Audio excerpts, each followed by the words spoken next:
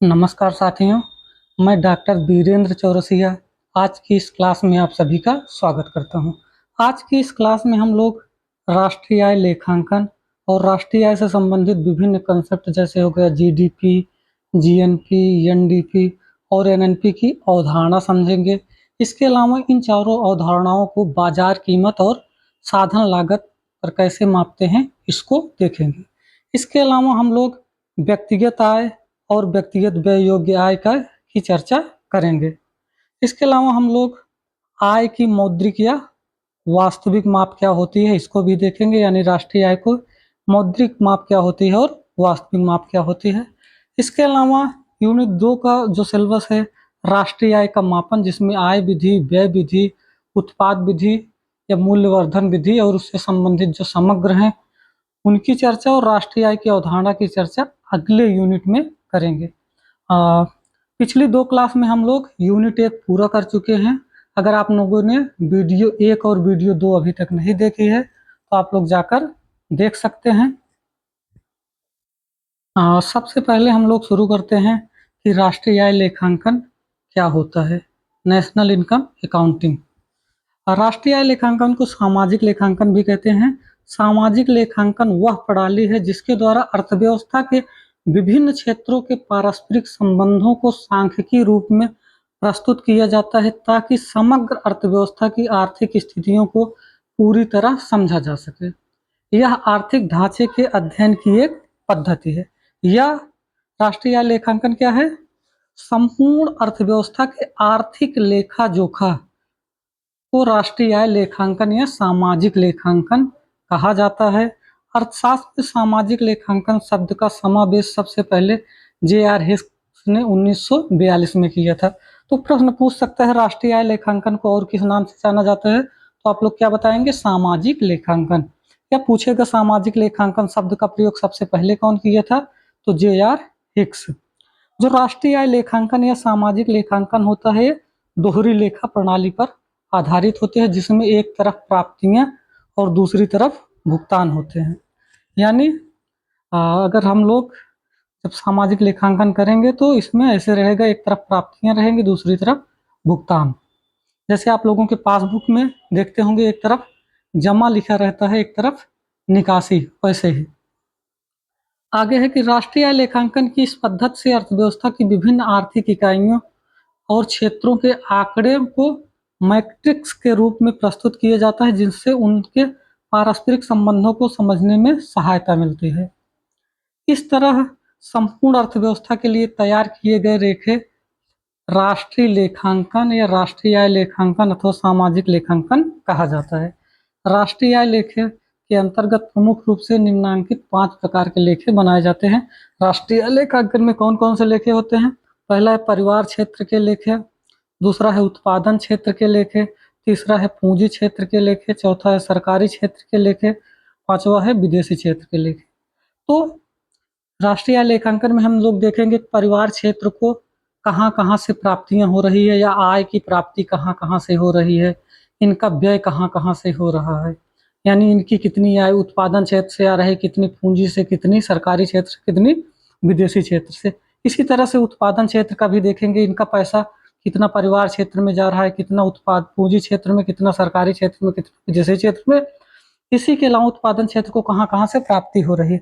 ऐसे पांचों का हम लोग आय और व्यय या आय और प्राप्तियां और व्यय को हम लोग देखते हैं। तो हम लोग राष्ट्रीय आय लेखांकन को डिटेल में नहीं पढ़ेंगे क्योंकि बीए लेवल पर है तो बहुत डिटेलिंग में नहीं पूछेगा, तो हम लोग इसको इतना ही पढ़ेंगे।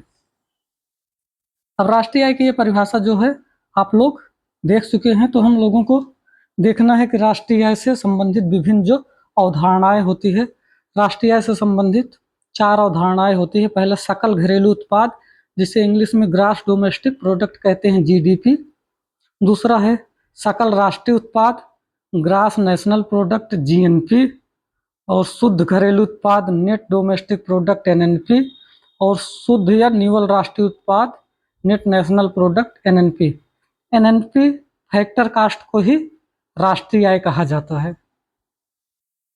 राष्ट्रीय आय लेखांकन से संबंधित जो ये चारों अवधारणाएं हैं हम लोग इनको पढ़ें, यानी जीडीपी क्या होती है, जीएनपी क्या होती है, एनडीपी, एनएनपी।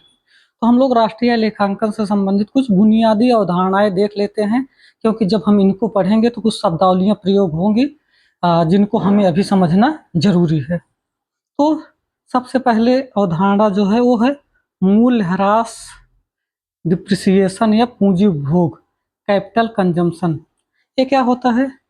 भौतिक पूंजी का वह भाग जो एक दी हुई अवधि में उत्पादन प्रक्रिया के दौरान टूट फूट या घिसावट के कारण उपभोग हो जाता है, स्वाभाविक है। यह मूल्यह्रास किसी भी आय का हिस्सा नहीं होता। यदि समग्र आय में से मूल्यह्रास घटा दिए जाए तो हमें शुद्ध आय प्राप्त हो जाएगी। यानी अगर हम लोग निवल प्राप्त करना है तो हम लोग सकल में से मूल्यह्रास घटा देंगे तो हमें क्या मिल जाएगा? शुद्ध। तो इस हिसाब से हमेशा सकल राष्ट्रीय आय या शुद्ध राष्ट्रीय आय से ज़्यादा होगी, यानी सकल हमेशा ज़्यादा होगा शुद्ध से। अगर हम लोग इसको एक उदाहरण के माध्यम से समझना चाहें, मान लीजिए आप एक नया ट्रैक्टर लिए, इस बार 10 लाख कीमत का है, तो 1 साल अगर इससे जुताई कर लिए तो ट्रैक्टर का कुछ इसका पहिया घिस जाएगा, कुछ इंजन घिस जाएंगे, ठीक है, जिसे क्या कहते हैं? मूल्यह्रास या पूंजी उपभोग। इसके कारण अगले साल ट्रैक्टर की कीमत क्या हो जाएगी? 8 लाख, ठीक है। तो ये जो 2 लाख हो रहा है यही क्या होगा? मूल्यह्रास। यानी अगर हम सकल में से 2 लाख घटा देंगे जितनी राष्ट्रीय आय आएगी तो हमारी शुद्ध राष्ट्रीय आय प्राप्त हो जाएगी। दूसरा है विदेशों से अर्जित आय। जब हम राष्ट्रीय आय की गणना करते हैं तो जो जीएनपी का कंसेप्ट है और एनएनपी का कंसेप्ट है उसमें विदेशों से अर्जित आय भी शामिल होती है, क्योंकि आप लोग देखते होंगे हमारे देश की बहुत सी कंपनियां, हमारे देश के बहुत से लोग दूसरे देशों में काम करते हैं। कुछ लोग दुबई रहते होंगे, कुछ लोग यूएस से रहते होंगे, वहां से पैसा अपने देश में भेजते हैं। तो विदेशों कुछ भारतीय लोग, विदेशी लोग भारत में भी रहते हैं। ये कंपनियां जैसे गूगल हो गया, फेसबुक, ये लोग यहाँ से पैसा कमाकर अपने देश में भेजते हैं। तो विदेशों से अर्जित आय के संबंध में जो अवधारणा है वो क्या है? विदेशों से प्राप्त निवल आय। निवल मतलब शुद्ध आय। विदेशों में अस्थायी रूप से रहने वाले भारत के सामान्य निवासियों द्वारा अर्जित कारक आय। कारक आय मतलब जो भारतीय लोग विदेश में रह रहे हैं, किराया, वेतन, ब्याज या लाभ से जो पैसा कमा रहे हैं, और भारत में अस्थायी रूप से रहने वाले गैर निवासियों द्वारा अर्जित कारक आय के बीच अंतर को संदर्भित करती है। यानी अगर हम लोग विदेशों से प्राप्त निवल या शुद्ध आय को देखें तो भारतीयों द्वारा विदेशों से अर्जित आय, यानी भारतीय लोग जो बाहर से पैसा कमा के भेज रहे हैं, उसमें से अगर विदेशी नागरिकों द्वारा भारत में अर्जित आय, यानी विदेशी जो भारत से पैसा कमा के अपने देश में भेज रहे हैं, यानी जो देश में पैसा आ रहा है उसमें से, यानी जो इसमें से बाहर पैसा जा रहा है घटा देंगे तो हमें विदेशों से प्राप्त शुद्ध आय प्राप्त हो जाएगी। अगली अवधारणा जो है वो घरेलू सीमा की है, ठीक है। घरेलू सीमा क्या होता है? जैसे मान लीजिए ये आर्थिक सीमा है, ठीक है। आर्थिक सीमा वो राजनीतिक सीमा है। राजनीतिक सीमा से घरेलू सीमा थोड़ी सी अलग होती है। क्या क्या चीजें अलग होती है हम लोग उसकी चर्चा कर लेते हैं। इसमें क्या है? एक देश के निवासियों के स्वामित्व के जलयान, वायुयान जो 2 या 2 से अधिक देशों के मध्य अपनी सीमाओं का संचालन करते हैं। मान लीजिए भारत का कोई जहाज है, भारत से बाहर भी अगर गतिविधि कर रहा है, अमेरिका जा रहा है, सवारी ढो रहा है, तो अगर उसका मालिक भारत है तो भारत की घरेलू सीमा में इसकी आर्थिक गतिविधि शामिल होगी। दूसरा है किसी देश अंतरिक्ष में किसी देश के उपग्रह किसी अंतर्राष्ट्रीय नियम के अंतर्गत अंतर्राष्ट्रीय क्षेत्र में किए जाने वाला कोई क्रियाकलाप, यानी भारत का अगर कोई उपग्रह है अंतरिक्ष में टहल रहा है तो उसके द्वारा जो आर्थिक गतिविधि होगी वो भारत की जीडीपी में शामिल होगी। अगला क्या है? एक देश के दूतावास, वाणिज्यिक दूतावास, सैन्य प्रतिष्ठान जो अन्य देशों में स्थित है, जैसे भारत में विदेशी दूतावास घरेलू आर्थिक क्षेत्र का हिस्सा नहीं होंगे। यानी भारत के अंदर कोई अगर दूतावास है तो भले भारत की घरेलू सीमा के अंतर्गत है, लेकिन घरेलू सीमा में शामिल नहीं किया जाएगा। इसी तरीके से भारत का दूतावास मान लीजिए अमेरिका, कनाडा में है, तो भले भारत की सीमा से बाहर है लेकिन ये भारत की घरेलू सीमा में शामिल किया जाएगा। हालांकि विदेशों में स्थित दूतावास भारत की घरेलू या आर्थिक सीमा का हिस्सा होंगे। अगली चीज जो है वो निवासी है। निवासी का प्रयोग जो होगा वो हम लोग जब जीएनपी पढ़ेंगे और एनएनपी पढ़ेंगे तो उसमें निवासी शब्द का प्रयोग होगा। उस निवासी शब्द का क्या मतलब होता है यहाँ पर हम लोग समझ लेते हैं। संयुक्त राष्ट्र की लेखांकन प्रणाली यानी और तथा IMF की नियमावली के अनुसार एक निवासी की परिभाषा निम्न प्रकार दी गई है। कौन निवासी होता है? वह सभी लोग जो किसी अर्थव्यवस्था के घरेलू क्षेत्र में वस्तुओं सेवाओं के उपयोग उत्पादन उपयोग नहीं होना चाहिए उपभोग उत्पादन अथवा अन्य किसी क्रियाकलाप में अस्थायी आधारों को छोड़कर संलग्न है, वो उस देश की घरेलू सीमा में शामिल होंगे। इसमें क्या है? इसके लिए अस्थायी को परिभाषित करने के लिए 1 वर्ष की अवधि को आधार माना गया है। इस नियम के अंतर्गत ऐसे सभी व्यक्ति जो किसी देश की घरेलू सीमा के अंदर 12 माह या उससे अधिक अवधि के लिए निवास करते हैं, उन्हें वहां का निवासी माना जाता है, किंतु देश के राजनयिकों को इस परिभाषा से बाहर रखा गया है। यानी कोई किसी देश में अगर 1 साल से ज्यादा समय तक रह रहा है तो वहां का निवासी माना जाएगा। निवासी और नागरिक अलग अलग शब्द हैं। नागरिक ये एक राजनीतिक अवधारणा है, निवासी जो है वो आर्थिक अवधारणा है। अगर कोई भारतीय अमेरिका में 1 साल से ज्यादा रह रहा है तो अमेरिका का निवासी माना जाएगा। वो जितना पैसा कमाएगा अमेरिका की GNP में कैलकुलेट होगा। अगर 1 साल से कम के लिए कोई अमेरिका जाके पैसा कमा रहा है तो उसका पैसा भारत की GNP में जोड़ा जाएगा। तो राष्ट्रीय आय बराबर क्या हो जाएगा? घरेलू आय प्लस शुद्ध विदेशी आय। ठीक है, तो राष्ट्रीय आय को अगर हमें निकालना है तो घरेलू आय और शुद्ध विदेशी आय जोड़ देंगे। घरेलू आय का मतलब जो घरेलू सीमा के भीतर उत्पादित हो रही है और विदेशों से जो आय प्राप्त हो रही है इसको जोड़ देंगे तो राष्ट्रीय आय प्राप्त हो जाएगी। राष्ट्रीय आय की संकल्पना घरेलू आय की अपेक्षा व्यापक है। राष्ट्रीय आय में शुद्ध विदेशी आय विदेशों से प्राप्त आय भी शामिल होती है, जबकि घरेलू आय में शुद्ध विदेशी आय जोड़ दी जाती है। आय का आप हो गया है। हमें राष्ट्रीय आय की प्राप्ति के लिए चूंकि शुद्ध विदेशी आय का मूल्य धनात्मक ऋणात्मक शून्य हो सकता है, अर्थात राष्ट्रीय आय की घरेलू माप की अपेक्षा बड़ा छोटा या बराबर हो सकता है। यानी जो GDP होती है ये GNP से बड़ी भी हो सकती है, छोटी भी हो सकती है और बराबर भी। ये निर्भर करेगा कि जो विदेशों से आय प्राप्त हो रही है वो कितनी प्राप्त हो रही है। अब अगला है कि राष्ट्रीय आय की गणना में सम्मिलित न किए जाने वाले लेन देन। कुछ चीजें होती हैं जिनको राष्ट्रीय आय की गणना में शामिल नहीं किया जाता है। ये कौन कौन सी चीजें हैं उनको हम लोग देख लेते हैं। पहला है हस्तांतरण भुगतान। तो हस्तांतरण भुगतान क्या होता है इसको देख लेते हैं। हस्तांतरण भुगतान अथवा प्राप्तियों का अर्थ ऐसे भुगतानों से है जिन्हें प्राप्त करने के लिए करने वाले व्यक्ति द्वारा संबंधित समय अवधि में बिना किसी उत्पादन के प्राप्त किया गया हो। इस प्रकार के भुगतान व्यक्तियों, संगठनों, कंपनियों, सरकार द्वारा किए जाते हैं। इस प्रकार के भुगतानों में दान, उपहार, पुरस्कार, राशि, पेंशन, बेरोजगारी भत्ता, बीमा दावों का भुगतान आदि शामिल होता है।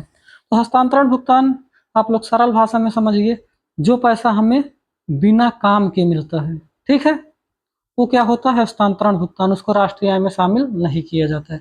जैसे आप लोगों को स्कॉलरशिप मिल रही है, काम नहीं कर रहे हैं, स्कॉलरशिप मिल रही है, वो राष्ट्रीय आय का हिस्सा नहीं होगा। आपके घर में कोई वृद्ध है, उसको वृद्धा पेंशन मिल रही है, राष्ट्रीय आय में शामिल नहीं होगा। बेरोजगारी भत्ता मिल रहा है, राष्ट्रीय आय में शामिल नहीं होगा।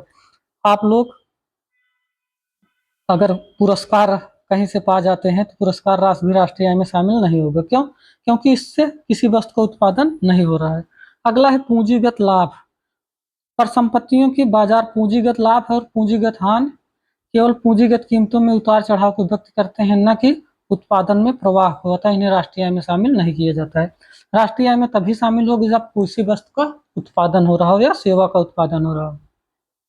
पूंजीगत लाभ हानि क्या है? मान लीजिए आप एक घर खरीदे 2025 में, ये 10 लाख का है। 2026 में अगर ये बढ़कर 12 लाख का हो गया तो इसकी कीमत में 2 लाख की वृद्धि हो गई ना। लेकिन ये वृद्धि क्योंकि इससे कोई उत्पादन नहीं हुआ है तो राष्ट्रीय आय का हिस्सा नहीं होगा। अगर आप इसको बेचते हैं 2 लाख का फायदा पाएंगे तब भी ये राष्ट्रीय आय का हिस्सा नहीं माना जाएगा। क्यों? क्योंकि ये पूंजीगत लाभ है। आपने पूंजी खरीदी थी, उसकी कीमत में वृद्धि से आपको लाभ हुआ है, राष्ट्रीय आय में शामिल नहीं होगी। अगला है अवैधानिक गतिविधियां। जितनी भी इलीगल एक्टिविटी है वो सब राष्ट्रीय आय में शामिल नहीं होगी। जैसे अवैधानिक गतिविधियां, कालाबाजारी। कालाबाजारी मतलब किसी चीज को आप लोग छुपा के ज्यादा रेट में बेचे। जैसे अभी क्या हुआ, ईरान अमेरिका युद्ध के कारण सिलेंडर की आपूर्ति कुछ बाधित हुई तो काफी लोग सिलेंडर महंगे बेचने लगे। तो अगर कोई सिलेंडर 1000 का सिलेंडर 2000 में बेच रहा है तो जो अतिरिक्त पैसा कमा रहा है राष्ट्रीय आय में शामिल नहीं होगा। इसी तरीके से आप लोग कुछ मिलावट करके बेच रहे हैं तो भी पैसा राष्ट्रीय आय में शामिल नहीं होगा। आपराधिक गतिविधियों से या तस्करी से प्राप्त आय भी राष्ट्रीय आय में शामिल नहीं होगी। अगर आप लोग किसी से फिरौती वसूल करते हैं या ऐसी कोई गतिविधि करते हैं तो राष्ट्रीय आय का हिस्सा नहीं होगा। इसके अलावा अगर आप लोग कोई पुरानी वस्तु खरीदते बेचते हैं तो उसका भी पैसा राष्ट्रीय आय में शामिल नहीं होगा। क्यों? क्योंकि पुरानी वस्तु जिस वर्ष उत्पादित हुई थी वो राष्ट्रीय आय में शामिल कर ली गई है। इसके अलावा पारिवारिक कार्य भी राष्ट्रीय आय में शामिल नहीं होता। पारिवारिक कार्य का मतलब, मान लीजिए आपकी मम्मी है, आप लोगों को खाना बनाती हैं, खिलाती हैं, घर का झाड़ू पोछा सारा काम करती हैं, तो उनकी आय को राष्ट्रीय आय में शामिल नहीं किया जाएगा। यही अगर कोई आपके यहाँ काम वाली आके काम कर रही है, उसको आप लोग 1000 रुपये दे रहे हैं तो राष्ट्रीय आय में शामिल होगा। आप अपने छोटे भाई बहन को ट्यूशन पढ़ा रहे हैं तो राष्ट्रीय आय में शामिल नहीं होगा। लेकिन अगर आप बगल वाले को ट्यूशन पढ़ा रहे हैं, आप पैसा कमा रहे हैं तो राष्ट्रीय आय में शामिल होगा। यानी आप लोग जो घर का काम कर रहे हैं वो घर का काम राष्ट्रीय आय में शामिल नहीं होगा।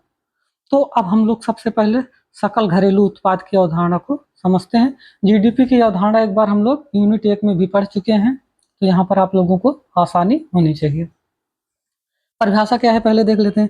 किसी देश की घरेलू सीमा के अंतर्गत एक वर्ष के दौरान उत्पादित समग्र या समस्त अंतिम वस्तुओं और सेवाओं के मौद्रिक मूल्य को सकल घरेलू उत्पाद कहते हैं। तो घरेलू सीमा आप लोग पढ़ चुके हैं। घरेलू सीमा राष्ट्रीय सीमा से थोड़ा अलग होती है। इसमें क्या क्या शामिल होता है? जो बाहर है, बाहर तो पहले 200 नॉटिकल मील तक यहाँ कोई खनिज मिल गया और घरेलू सीमा में शामिल हो गए। अगर यहाँ उत्पादन हो रहा है तब भी जीडीपी में शामिल होगा। दूसरा दूतावास हो गया, दूतावास भी राष्ट्रीय आय में शामिल होगी। तीसरा वायुयान जलयान जो घरेलू सीमा से बाहर है वो भी राष्ट्रीय आय में शामिल होगा। चौथा क्या है? अगर भारत का कोई अंतरिक्ष यान है जो अंतरिक्ष में गतिविधि कर रहा है, ये भी भारत की घरेलू सीमा के भीतर है लेकिन भारत की राष्ट्रीय आय का हिस्सा होगा। इसके अलावा देश की सीमा के अंतर्गत जितनी चीजें हैं राष्ट्रीय आय में शामिल होंगी। कौन कौन सी चीजें नहीं शामिल होंगी? दूसरे देशों की जो दूतावास की आर्थिक गतिविधि है वो, अगर दूसरे देश का सैन्य अड्डा है वो, इसके अलावा दूसरे देश का अगर वायुयान आके यहाँ पर आर्थिक गतिविधि कर रहा है विदेशी, तो ये 3 चीजें नहीं शामिल होंगी। तो इसके अलावा घरेलू सीमा समझ गए ना, हम पहले भी समझा चुके हैं। ये राष्ट्रीय आय जो होता है एक वर्ष के सभी वस्तुओं और सेवाओं के उत्पादन को शामिल करता है। यानी देश के अंदर एक साल में जितनी भी वस्तुएं सेवाएं उत्पादित हुई हैं उसके अलावा ये चीजें, इसमें अंतिम वस्तुओं और सेवाओं को भी राष्ट्रीय आय में शामिल किया जाता है। यानी उनका अंतिम वस्तुओं और सेवाओं के मौद्रिक मूल्य। अंतिम वस्तुएं और मध्यवर्ती वस्तुएं हम लोग पिछली क्लास में देख चुके हैं, तो वहां पर एक बार आप लोग अंतिम वस्तु और मध्यवर्ती वस्तु फिर से देख लीजिएगा। एक बार फिर बता दे रहे हैं अंतिम वस्तु मध्यवर्ती वस्तु क्या होता है। अंतिम वस्तु वो होती है जो भोग के लिए तैयार होती है, यानी जिसका हम लोग उपयोग करते हैं। मान लीजिए गेहूं है, गेहूं से आटा बना, आटा से ब्रेड बना, तो हम लोग चूंकि ब्रेड का उपयोग कर रहे हैं, गेहूं और आटा मध्यवर्ती वस्तु हो जाएगी, ब्रेड अंतिम वस्तु हो जाएगा। ठीक है, यही ब्रेड का मूल्य ही राष्ट्रीय आय में शामिल होगा। ऐसा इसलिए करते हैं जिससे दोहरी गणना से बचा जा सके। क्यों? क्योंकि अगर हम तीनों का मूल्य राष्ट्रीय आय में शामिल कर लेंगे तो गेहूं आटे में भी शामिल है, ब्रेड में भी शामिल है, तो राष्ट्रीय आय का मूल्य ज्यादा हो जाएगा, जबकि अंतिम वस्तु उत्पादन सिर्फ ब्रेड का हो रहा है। तो जीडीपी से संबंधित क्या क्या महत्वपूर्ण बातें हैं? जीडीपी में केवल उसी उत्पादन को शामिल किया जाएगा जो घरेलू सीमा के भीतर उत्पादित हुआ है। घरेलू सीमा भौतिक सीमा से अधिक विस्तृत हो सकती है, जैसा आप लोग दिखाए हैं कि ये चीजें जो है घरेलू सीमा में नहीं है, भौतिक सीमा में नहीं, लेकिन घरेलू सीमा में शामिल होती है। अगला क्या है? उत्पादन में वस्तुओं के साथ साथ सेवाओं को भी सम्मिलित किया जाता है। सेवाएं जैसे बैंकिंग, बैंक में हम लोग पैसा रखते हैं, कोई वस्तु का नहीं होता है। बीमा लेते हैं, कोई वस्तु नहीं मिलती है। परिवहन, कहीं यात्रा कर रहे हैं। संचार, आप लोगों के पास मोबाइल है, नेट चला रहे हैं, पैसा दे रहे हैं। भंडारण, रियल एस्टेट, सामाजिक सेवाएं, व्यक्तिगत सेवाएं, जैसे हम लोग वकील, टीचर, इन लोगों की सेवाएं लेते हैं, इनको फीस देते हैं, लेकिन हमें कोई वस्तु नहीं मिलता है, ये सब भी राष्ट्रीय आय में शामिल होंगी। इसके अलावा उत्पादन में ऐसे उत्पादन को सम्मिलित किया जाता है जिनमें पुनः बदलाव नहीं हो, यानी अंतिम वस्तु में। दूसरे शब्दों में अंतिम अवस्था में पहुंचे हुए उत्पादन ही जीडीपी में सम्मिलित किया जाता है। ऐसा दोहरी गणना से बचने के लिए किया जाता है। किसी भी उत्पादन को एक समय अवधि से जोड़ा जाता है। जीडीपी के संबंध में यह समअवधि एक वर्ष है, यानी जीडीपी का माप एक वर्ष के लिए किया जाता है, जिसे वित्तीय वर्ष हम कहते हैं। भारत में ये 1 अप्रैल से 31 मार्च होता है। अब अगला है निवल या शुद्ध घरेलू उत्पाद। निवल और शुद्ध की अवधारणा आप लोगों को बताए थे। निवल या शुद्ध कैसे ज्ञात किया जाता है? सकल में से घटा दिया जाए। यानी अगर हम लोग जीडीपी क्या है? सकल घरेलू उत्पाद है। एनडीपी क्या है? शुद्ध घरेलू उत्पाद। यानी जीडीपी में से अगर हम लोग मूल्यह्रास घटा देंगे तो एनडीपी हमें प्राप्त हो जाएगी। हम लोग एक बार परिभाषा देख लेते हैं। किसी देश की घरेलू सीमा के अंतर्गत एक वित्तीय वर्ष के दौरान उत्पादित समग्र अंतिम वस्तुओं और सेवाओं के मौद्रिक मूल्य में मूल्यह्रास को घटाकर की गई माप को निवल या शुद्ध घरेलू उत्पाद कहते हैं। इसमें सिर्फ मूल्यह्रास को घटा के निकाल दिया जाए तो सारी परिभाषा वही है। तो एनडीपी हमें ज्ञात करने के लिए क्या करना होगा? जीडीपी में से मूल्यह्रास घटाना पड़ेगा। मूल्यह्रास क्या होता है? जो मशीनों की टूट फूट है या घिसावट है। अगला है सकल राष्ट्रीय उत्पाद, ग्रास नेशनल प्रोडक्ट। तो हम लोग सबसे पहले इसकी परिभाषा देख लेते हैं। एक देश के निवासियों द्वारा एक वित्तीय वर्ष के दौरान उत्पादित समस्त अंतिम वस्तुओं और सेवाओं के मौद्रिक मूल्य को सकल राष्ट्रीय उत्पाद कहते हैं। निवासी की अवधारणा आप लोगों को समझा चुके हैं ना। कोई भी देश जो किसी देश में 1 साल या उससे ज़्यादा समय के लिए रह रहा है, वहाँ का निवासी माना जाएगा। यानी अगर हम लोग जीडीपी में जो हमारे देश के लोग दूसरे देश में कमा रहे हैं वो पैसा जोड़ दें, और जो दूसरे देश के लोग हमारे देश से पैसा ले जा रहे हैं उसको घटा दें, इसको जोड़ दें, इसको घटा दें, तो हमें क्या मिल जाएगा? जीएनपी। वही है, देखिए जीएनपी बराबर क्या है? जीडीपी बराबर जीडीपी प्लस विदेशों द्वारा कमाई गई विशुद्ध आय। ठीक है, इंग्लिश में GNP equal to GDP plus net factor income earn abroad.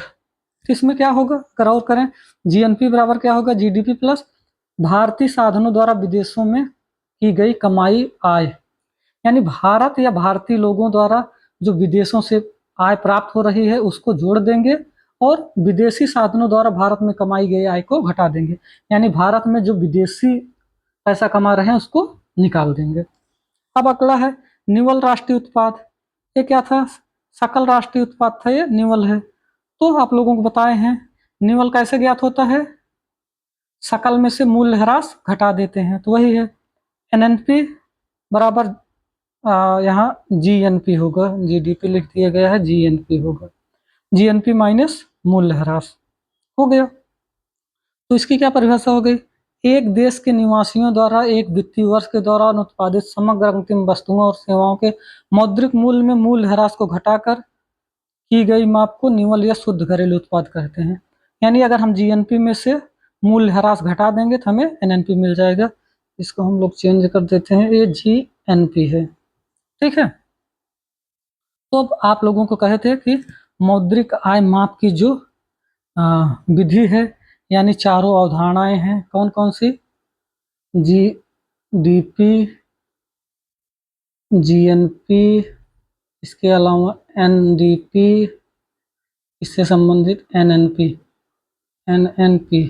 इन सभी की माप जो है ये मार्केट प्राइस और फैक्टर कास्ट पे की जाती है। एक होता है साधन लागत, एक होता है मार्केट, चारों का ऐसे, इसका भी मार्केट प्राइस और साधन लागत, ये भी मार्केट प्राइस और साधन लागत, ये भी मार्केट प्राइस और साधन लागत। यहाँ एक चीज़ और आप लोग जान लीजिए, एनएनपी फैक्टर कास्ट को ही राष्ट्रीय आय कहते हैं।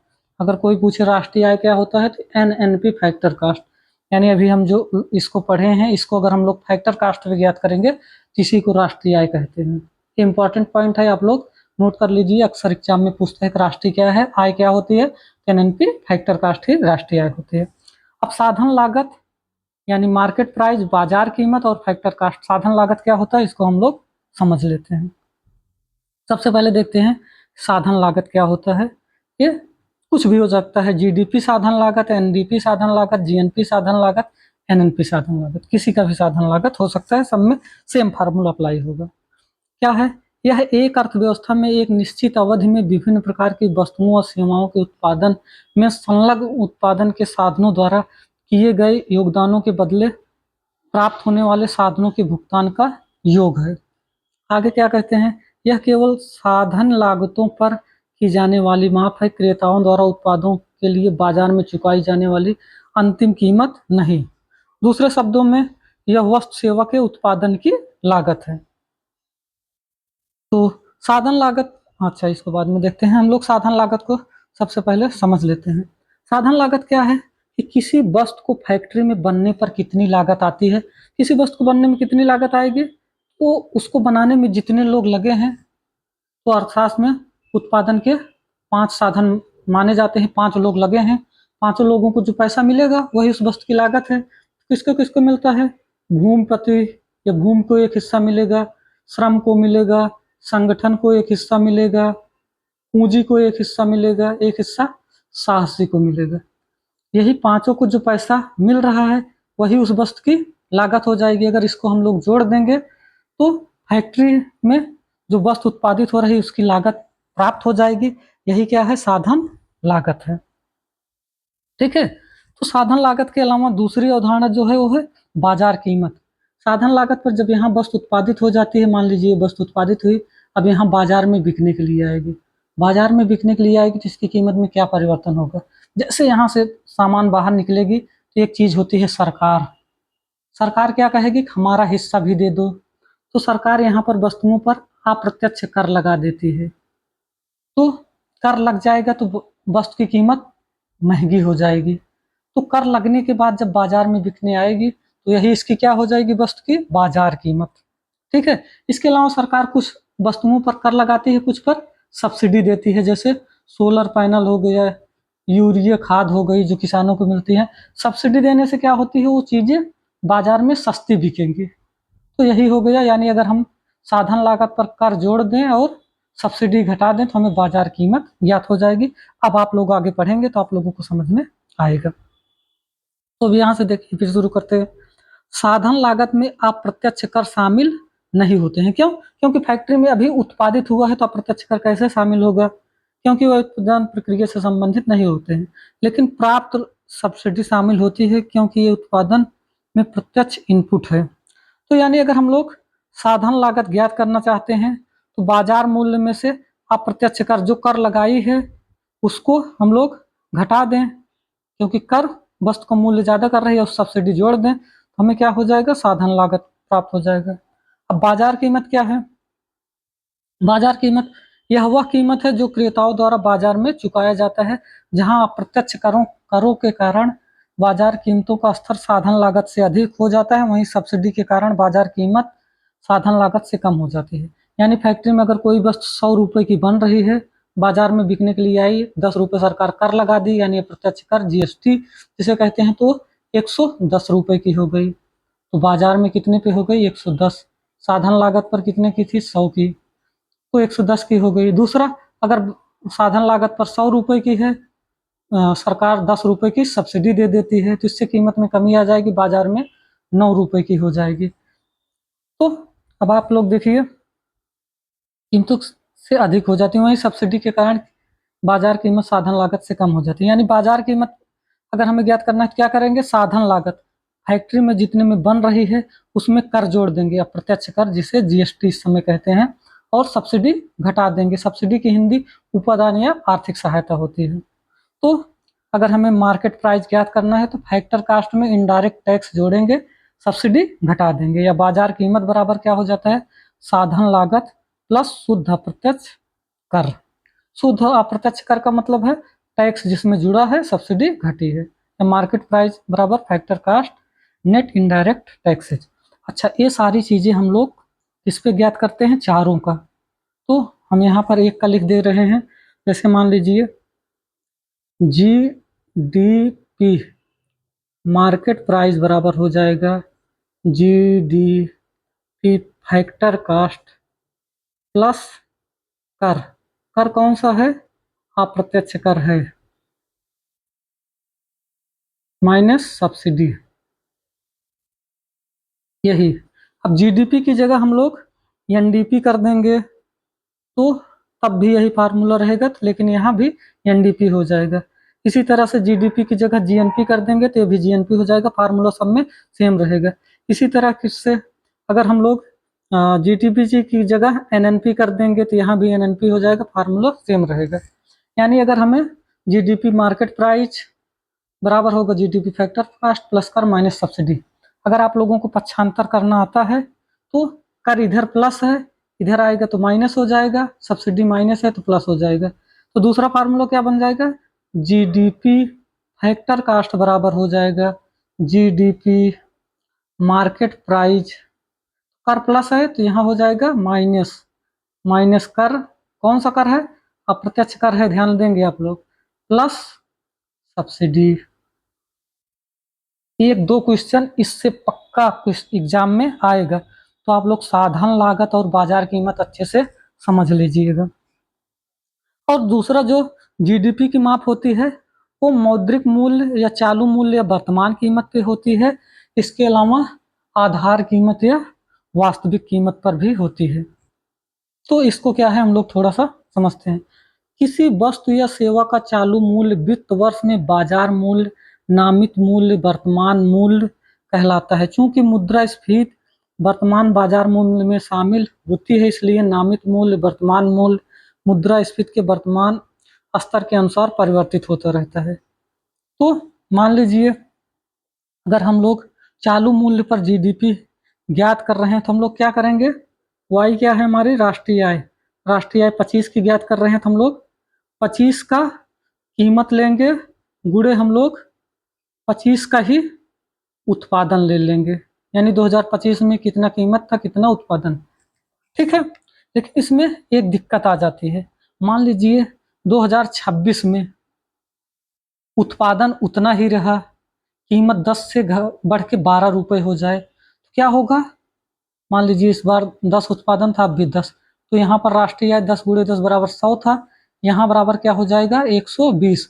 यानी कीमत बढ़ने से ही हमारी जो वर्तमान या मौद्रिक या करंट प्राइस राष्ट्रीय आय है वो बढ़ जा रही है। क्यों, क्योंकि कीमत बढ़ रही है, हम लोग जिस साल का उत्पादन ले रहे हैं उसी साल की कीमत ले रहे हैं, तो इससे उत्पादन ना बढ़े तब भी राष्ट्रीय आय बढ़ जा रही है, इसमें महंगाई भी शामिल हो जा रही है। तो इस कमी को दूर करने के लिए हम लोग आधार मूल्य स्थिर कीमत पर राष्ट्रीय आय की गणना करते हैं।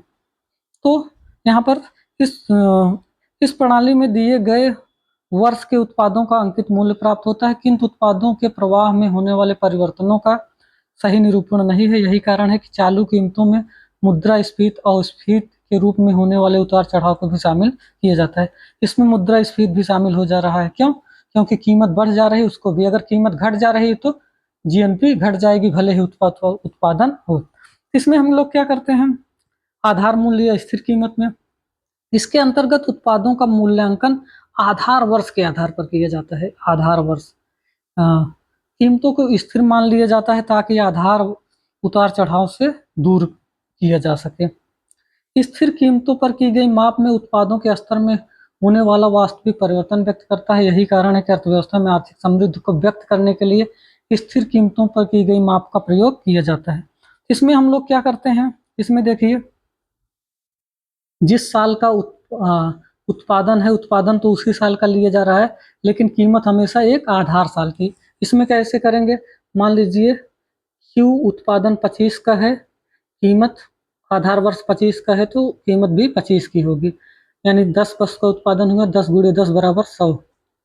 अब मान लीजिए अगले साल भी उत्पादन नहीं बढ़ा 26 में, तो इसमें कीमत भी हम लोग क्या लेंगे, पिछले वर्ष की ही लेंगे, यानी कीमत 25 की ही लेंगे, ठीक है। तो हमेशा कीमत क्या लेंगे, पुरानी कीमत लेंगे। मान लीजिए गेहूं 25 में 10 रुपए किलो है, तो अगर हम लोग चाहे जब मापेंगे गेहूं की कीमत 10 रुपए ही लेंगे।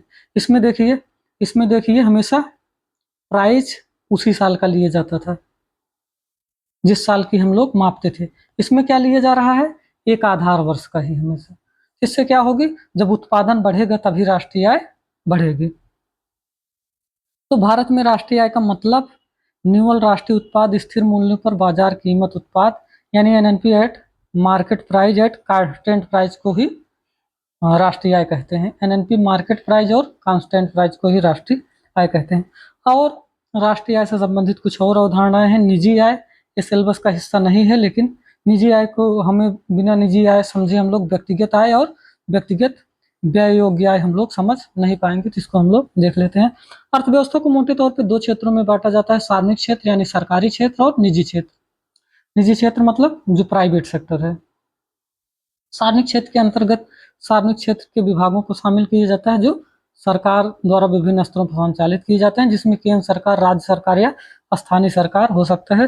सार्वजनिक क्षेत्र के कौन कौन से उपक्रम है, जैसे सरकार रेलवे, डाक या संचार, BSNL हो गए, इन सबको चलाती है, इनसे सब पैसा मिलता है। इसके अलावा बैंक, गैर वित्तीय उपक्रम भी सरकार द्वारा चलाए जाते हैं।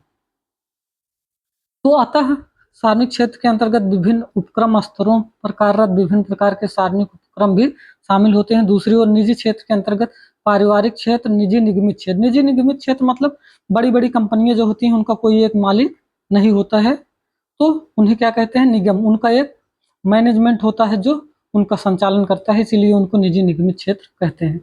यहाँ पारिवारिक क्षेत्र से तात्पर्य व्यक्तियों तथा परिवारों से है, तथा निजी निगमित क्षेत्र का अर्थ है निजी कंपनियां, बड़ी बड़ी कंपनियां जिनके एक मालिक नहीं है। तो अर्थव्यवस्था का अगर हम लोग डिवीजन करेंगे तो 2 क्षेत्र है, सार्वजनिक क्षेत्र यानी सरकारी क्षेत्र, निजी क्षेत्र। निजी क्षेत्र भी क्या कौन कौन सा हो जाएगा, निजी निगमित क्षेत्र, बड़ी बड़ी कंपनियां जिसके एक मालिक नहीं है। निजी और पारिवारिक क्षेत्र यानी ऐसी छोटी मोटी कंपनी या परिवार में जो लोग काम करते हैं वो चीजें हो गई। तो निजी आय क्या होता है, निजी आय से तात्पर्य निजी क्षेत्रों द्वारा प्राप्त समस्त स्रोतों से आय है, अर्थात उत्पादक स्रोतों और अन्य स्रोतों से। उसमें हस्तांतरण भुगतान शामिल किए जाते हैं, चाहे सरकार द्वारा प्राप्त की हो या विदेशों से। ठीक है, तो यहाँ पर राष्ट्रीय आय जो निजी क्षेत्र से प्राप्त हो रहा है, निजी क्षेत्र से प्राप्त, ये इसी का हिस्सा है। तो निजी आय बराबर क्या हो जाएगा, निजी आय हो जाएगा निजी क्षेत्र से प्राप्त राष्ट्रीय आय, यानी निजी क्षेत्र से जो राष्ट्रीय आय प्राप्त हो रही हो, और निजी क्षेत्र को सरकार द्वारा प्राप्त हस्तांतरण भुगतान। निजी क्षेत्र में जैसे हम आ रहे हैं, हमें बेरोजगारी भत्ता मिल रहा है, ये हस्तांतरण भुगतान हो गया। किसी को पेंशन मिल रहा है, वो भी तो हम लोगों की आय होगी। किसी को वृद्धावस्था पेंशन मिल रही है। इसके अलावा विदेशों से निजी क्षेत्र को प्राप्त हस्तांतरण भुगतान, किसी को विदेश से कोई सहायता मिल रही है, ये भी जोड़ देंगे, ये भी हमारी निजी आय का हिस्सा होगा। तो अगर आप इंग्लिश में देखना चाहते हैं तो ये देख सकते हैं, प्राइवेट इनकम हो जाएगा national income accruing to private sector plus transfer payment to private sector by government, transfer payment to private sector from abroad. इसके अलावा क्या है, निजी आय बराबर राष्ट्रीय आय। अगर हम लोग राष्ट्रीय आय में सार्वजनिक क्षेत्र की आय घटा दें, इसके द्वारा निजी क्षेत्र को जो सरकार द्वारा हस्तांतरण भुगतान प्राप्त हो रहे हैं और विदेशों से हस्तांतरण भुगतान प्राप्त हो रहे हैं, इसको जोड़ देंगे तो हमें निजी आय प्राप्त हो जाएगी। अब हम लोग आते हैं व्यक्तिगत आय को, क्योंकि ये हमारे सिलेबस का हिस्सा है, तो इसको आप लोग थोड़ा देख लीजिएगा। निजी क्षेत्र के अंतर्गत पारिवारिक क्षेत्र, निजी निगमित क्षेत्र को भी शामिल किया जाता है। इसमें पारिवारिक क्षेत्र के अंतर्गत परिवारों और व्यक्तियों से है।